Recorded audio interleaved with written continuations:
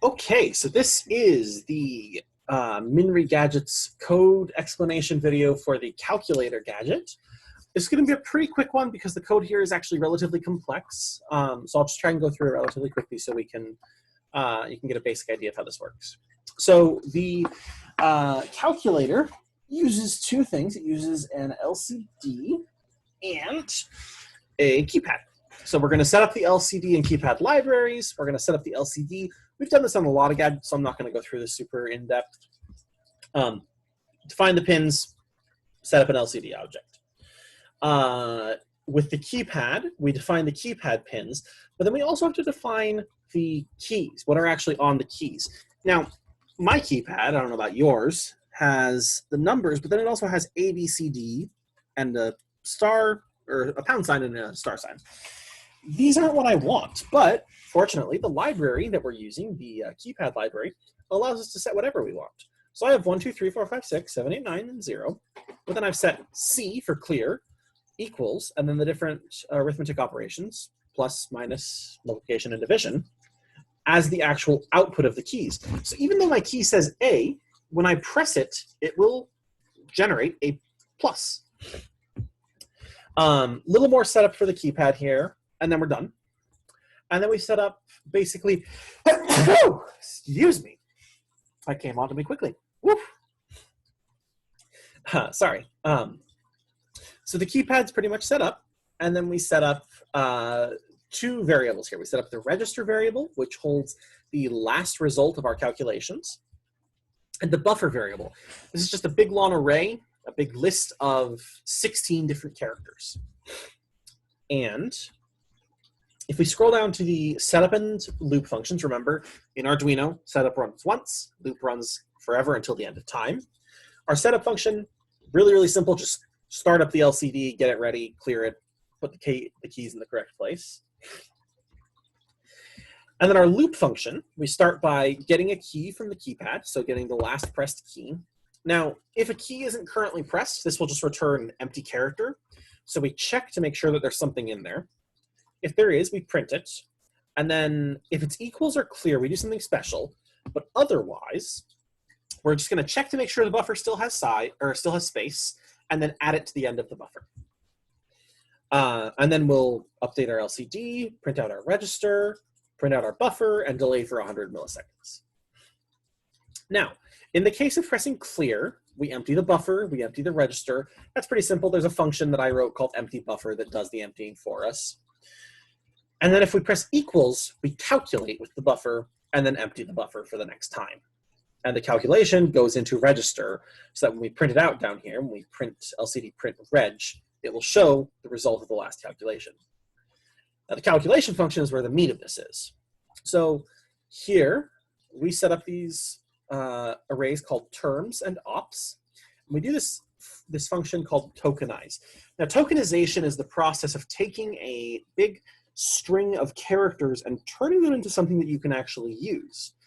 So for instance, if I show you the characters 1, 2, 3 plus sign 4, 5, 6, you know that that means 123 plus 456. But to a computer, they're just a bunch of characters. So what we have to do is we have to separate them out and say, okay, 123 plus 456. And that's what this does. It splits the buffer into terms and operators, terms and ops, which is what we have defined up here. So this is done by basically looping through the buffer and saying, okay, I see a number, I see a number, I see a number, I see an operator. Okay, plus sign. That means the last three numbers I just saw are a number altogether. So I will add them together, multiply them by the correct place values. So 1 times 100, 2 times 10, 3 times 1. Add that all together, 123. Great. Now we have the operator. We add that to our ops. Now 4, 5, and 6. Okay, well, that's the end of the buffer. So 4 times 100, 5 times 10, 6 times 1, add them together, 456. End of the buffer, last term, we're done. So this function is kind of complicated. It's a little hard to wrap your head around at first, but basically all you need to know, because this will just work with plus, minus, multiplication, division. If you decided that you wanted to add multiplication and division, you don't have to touch this, I don't think. I believe this should work for everything. All you really need to know is that it returns two lists. Terms, so the actual numbers that are in our equation, and ops, characters for the operations that we're going to do. And basically all we have to do for addition and subtraction is to loop over those terms and operators and say, okay, first term, what's the first operator? Okay, it's plus. All right, we're going to add the next term to that first term. Oh, it's minus. We'll subtract it from the next term. Okay, and we just keep accumulating that result. You see, we start here with the result as equal to the first term, and then we add or subtract the next term, and then we just keep on going and changing the result as we go. And then at the end, we return the result to go in the register.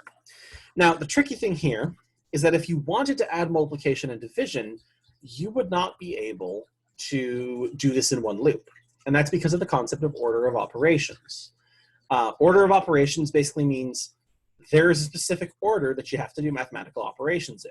It's parentheses, exponent, division, multiplication, addition, and subtraction, right? You have to do multiplication and division before you can do addition and subtraction. So if you wanted to make this work with addition or with multiplication and division, your tokenized function could be the same, but you would have to run through this twice. And that's actually what these are here for, these two terms and ops, terms two and ops two arrays. These are kind of my lead for how you should get started. Because basically what you would need to do is you would need to go through and do all the multiplication and division operations, and then take the resulting terms and the remaining operators, the remaining addition, subtraction, and put them into new terms and ops arrays, and then just do the same normal thing over the addition and subtraction, right? You basically need to add an earlier step where you go through that. Okay?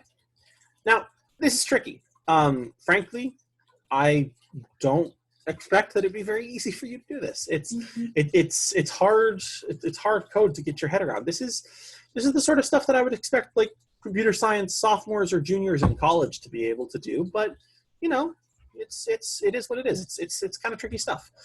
So if you feel like working on that, this is where you're going to have to work in the calculate function. You're going to have to add a step where you loop over it and do the addition, or sorry, the multiplication and division before the addition and subtraction. An easier thing to do would be to allow people to start their buffers with an operator. So right now, if the buffer doesn't start with a term, if the buffer doesn't start with a number, the code kind of breaks. But it would make sense if you could do, okay, 1 plus 2 equals, you get a 2 in your register, plus 4. That should equal 6, right? Because you're adding on to what you previously did. So to do that, you would just basically need to pass in the value of the register and detect whether or not, you would need to detect whether or not the buffer started with an operator and change the behavior here slightly to start with the register as the main, as the result instead of the first term. All right, so that's a much easier thing to do. Again, all the additions would really have to happen, or the changes, I should say, would really have to happen in this calculate function. If you do decide to try that, best of luck, but you know, don't get too frustrated. This is tricky code. It took me a while to write this, and I don't expect that it would be enormously easy to add stuff to this. So be kind to yourself on that. And yeah, that's pretty much everything. So thank you for joining me for another code video. I'll see you soon. Until I see you, stay curious, keep building things, keep taking things apart to see how they work, of course, with permission. And yeah, I'll see you soon.